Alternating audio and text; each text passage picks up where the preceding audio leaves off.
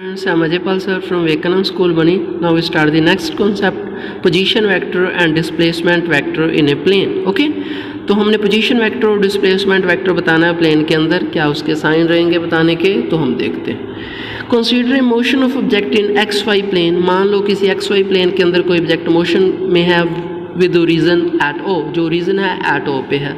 That any time t time के ऊपर the object B at point A point पे object है। If you draw an arrow with its tail at point O, okay, अगर आप कोई arrow draw कर रहे हो जिसकी टेल है वो ओ पे है, जो हेड होगा वो ए पे होगा, as shown in figure O A is called position vector. तो उसको पोजीशन वेक्टर बोल देंगे। It is generally represent by R, और इसको आर से रिप्रेजेंट किया जाता है। Position vector of object is the instant is the vector drawn from the origin of the position of object at the instant। तो position vector basically आपको origin बताता है कि कोई भी वेक्टर कहाँ से शुरू हुआ है। Position vector O A of object is point provide to important information, दो इंपॉर्टेंट इन्फॉर्मेशन देगा वो। एक तो ये बताएगा it tells the straight line distance of object from the origin और स्टार्टिंग पॉइंट। एक तो डिस्टेंस बताएगा कि अब वो वेक्टर कहाँ पे और स्टार्टिंग पॉइंट से कितनी दूर है, और एक उसका क्या बताएगा, डायरेक्शन बताएगा कि किस डायरेक्शन के अंदर वो मूव कर रहा है। दैट टाइम टी डैश, मान लो टी डैश के ऊपर जो पॉइंट है वो मूव करके अब बी पॉइंट पे आ गया, तो जो A B O B point है वो भी तो पोजीशन वेक्टर बताएगा टाइम टी डैश के ऊपर। हियर ए बी जो होगा वेयर टेल और initial position is at A and head और tip at B is called displacement vector. तो जो ए बी होगा वो डिस्प्लेसमेंट वेक्टर होगा। Hence the displacement vector is that vector which tells how much and in which direction an object has changed its position in a given interval of time। Displacement vector ऐसा vector है जो ये बताता है कि how much, कितना vector change हो रहा है और कितनी वो डायरेक्शन चेंज कर रहा है एक टाइम के अंदर। Okay, if coordinate of point A and B is X Y and X dash Y dash, तो जो पोजीशन वेक्टर होगा वो ए का वो X I cap plus Y J cap, और बी का एक्स डैश आई का plus Y dash J cap, ये कोऑर्डिनेट्स हैं। ओके, और डिस्प्लेसमेंट वेक्टर के जो कोऑर्डिनेट होंगे X dash minus X I का plus Y dash minus Y J cap होगा। ओके, तो I hope you will understand this concept. Next है multiplication of vector by real number. Okay, कैसे हम multiply करते हैं वेक्टर्स की।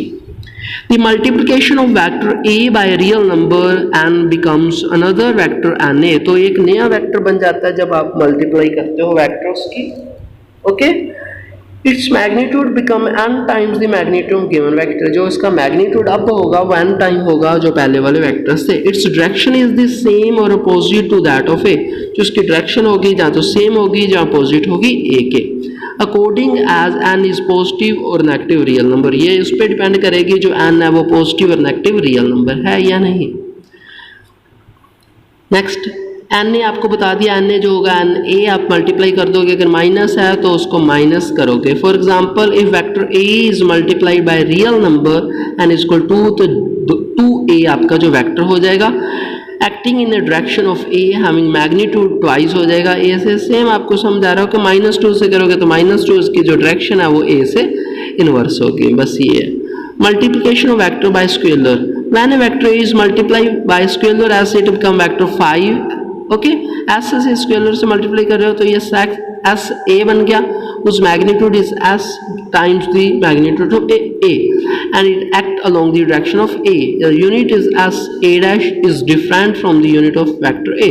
तो इसके जो यूनिट होंगे वो डिफरेंट होंगे। इलस्ट्रेशन के लिए if A is equal to 100 newton due west and S is equal 10 second, तो एस से होगा 10 second multiply 10 newton due west होगा तो 1000 न्यूटन सेकेंड ड्यू वेस्ट आ जाएगा। ओके, नेक्स्ट है resultant vector. The resultant vector is of two or more vectors defined as the single vector which produce the same effect as produced by individual vector together।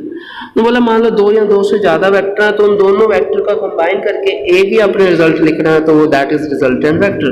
तो जो वो होगा वो एक resultant vector होगा। Okay, next है vectors addition is not possible by simple law of algebra. आप simple law of algebra नहीं अप्लाई कर सकते वेक्टर एडिशन के ऊपर। ओके, आपको डायरेक्शन भी साथ में देखनी पड़ती है। Vectors can not be added by simple law of algebra which are applicable to scalar. जैसे स्केलर में ऐड करते हो वैसे नहीं ऐड कर सकते। टू अंडरस्टैंड इट्स, इसको समझने के लिए consider particle is first displace through 4 metre due east, मान लो कोई पार्टिकल 4 मीटर ईस्ट की तरफ जा रहा है P2Q, फिर वो 3 मीटर नॉर्थ की तरफ जाता है QCS, that these displacement with PQ and QS respectively हो जाएंगी। जो फाइनल डिस्प्लेसमेंट होगी पार्टिकल की found drawing straight line from P to S जो होगी। Okay, that displacement is PS. There is one who find the magnitude of PS not equal to 4, 3 plus 4 नहीं होगी, but is equal to the 4 का square plus 3 का square, that is under root is equal to 5m and the angle theta which gives the direction of displacement of PS और theta पे depend करेगी। Is neither towards east and neither towards north but is due to north of east जो उसकी direction होगी। This show that vector can not be added by simple law of algebra. तो आपको समझ आ गया होगा ना कि आप सिंपल लॉ ऑफ अलजेब्रा नहीं लगा सकते वेक्टर्स के ऊपर। In this above illustration we note that displacement 5 metre along PS produces same effect as the displacement 4m along PQ and 3m along QS produced together.